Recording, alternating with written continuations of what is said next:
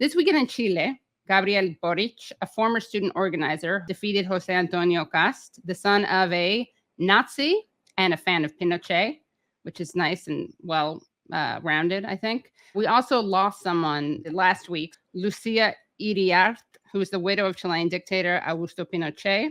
She died at the age of 99. He died at 91, proving that only the good die young. But instead of having a moment of silence, I thought we could have a moment of celebration. So everyone get out your pots and pans, cover your ears. Okay, so that's a celebration for the election as well as for the all too late death of Pinochet's widow. Couldn't have happened to a lovelier wife of a dictator who disappeared thousands of people. Here to speak to us about the recent elections, the historical context, and what it all means are two amazing guests. Pablo Vivanco, a Toronto-based Chilean journalist, filmmaker, and the director of the great documentary Chile Awakens, The End of the Neoliberal Miracle, as well as historian and journalist and executive director of Tricontinental Institute for Social Research, Vijay Prashad, who was recently in Chile and met Gabriel Boric. So welcome, Vijay and Pablo. Welcome. Thank you so much for coming.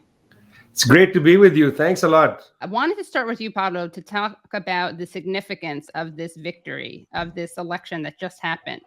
What does it mean for Chile, for South America, for the world?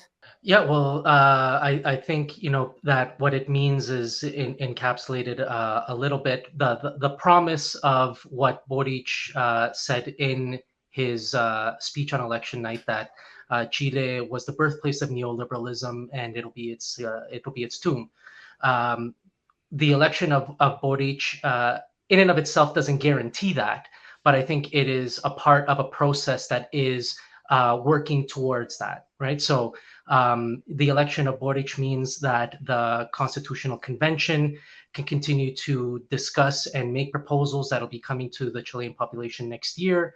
And there are many people, and I count myself among them, who are hoping that the Constitutional Convention will include a lot of the things that brought people out into the streets from October 2019 and for many months afterwards, basically until the pandemic brought people into their homes. But Boric, we can talk about, some of the things which perhaps are criticisms of him, some things which are definitely things that need to watch, that Chilean movements will need to push on. But nonetheless, his election is significant, not only in the fact that Chile does not have basically a fascist as president right now coming in. Has got a very right-wing president currently, but won't have Jose Antonio Cast taking the mantle in March. But Boric is also not, I don't think you can characterize him necessarily in the same way as some of the previous centrist and center-right governments that have governed Chile since the 1990s. And Vijay, what do you have to add to that? And also as someone who was there and you met Boric, so what are your impressions of this election? I think this is an incredible election. I've often found it puzzling how people can't experience the enormity of something. Chile had a dictatorship, a ruthless, brutal military dictatorship for 17 years.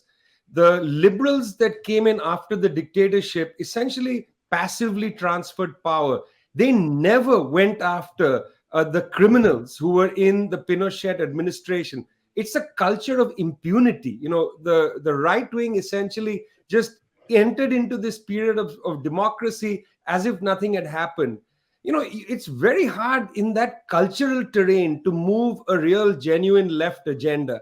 I've spent a lot of time with Daniel Hadwe, who is a communist leader who ran in the primary, the first round, against Boric to be the candidate of the left. Daniel has some terrific ideas, is very much involved in building a municipal socialism in the area of Recoleta, where he's the mayor. A lot of, positive things, but you got to win an election in a country which has never, ever looked the dictatorship in the face and uprooted it.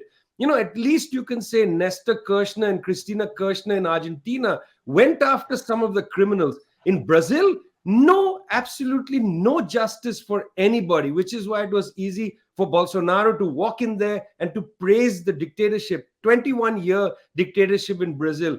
In Chile, it was 17 years. It's considerable. Not one of these people went to prison. In fact, Tony Blair, himself a criminal, the Spanish government of Salazar, and the Chilean government of Frey colluded to let Pinochet escape from Britain, come back to Chile, and die in his bed, almost celebrated. So it's in that context that a young man, age 35, student leader, militant, with very progressive ideas, has come to win an election in alliance with the communists.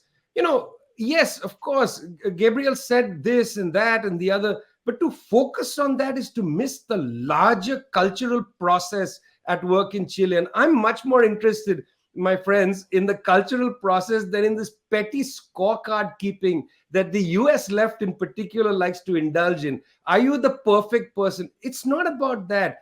We're in a great process of history. Let's focus on that.